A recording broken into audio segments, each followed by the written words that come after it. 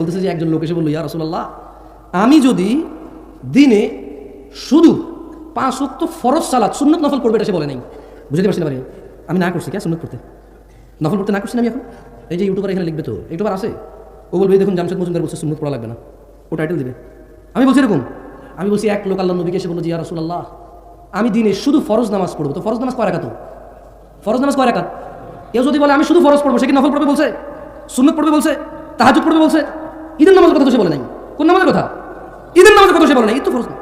আল্লাহর নবী, আমি যদি শুধু ফরজ নামাজ পড়ি আর রমাদানে সিয়াম পালন করি এবং হালালকে হালাল বলি, হারামকে হারাম হিসেবে মেনে চলি, ওলাম আজিদ আলা যালিকা শাইআ, আল্লাহর নবী, আমি যদি খালি রোজা রাখি রমজানে, আর যদি আমি 5 ওয়াক্ত নামাজ পড়ি ফরজগুলা, অন্যগুলা বাদে, আর আপনি যত কিছুকে হারাম বলছেন আমি এগুলো মাইনা চলবো, এগুলো আমি করবো না।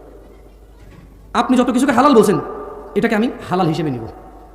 এবং আল্লাহ নবী আপনাকে আমি বলে দিই, সারাদিনে আমি আর কোনো ইবাদত করবো না। কি করবে না? কি করবে না? এক ব্যক্তি বলতেছে, জামশেদ মজুমদার বলতেছে না, কাকে বলতেছে? আল্লাহ নবীকে বলতেছে। এই হাদিস পাইলাম কোত্থেকে? জাবের রাদিয়াল্লাহু আনহু থেকে বর্ণিত। এটা মুসলিমের হাদিস। কোন কিসের হাদিস? সহিহ মুসলিমের হাদিস। কিসের হাদিস? সহিহ মুসলিমের হাদিস। এখন ওই লোক বলল যে আল্লাহর নবী, এবং এর চেয়ে মানে নামাজ রোজা আর হারাম আর হালালের এর চেয়ে আমি যদি কিছুই বৃদ্ধি না করি, আমি যদি আর কোনো ইবাদতই না করি, আমি কি জান্নাতে প্রবেশ করবো হে আল্লাহর রাসূল? কল, আল্লাহ নবী বলল যে না, তুমি জান্নাতে যাবা।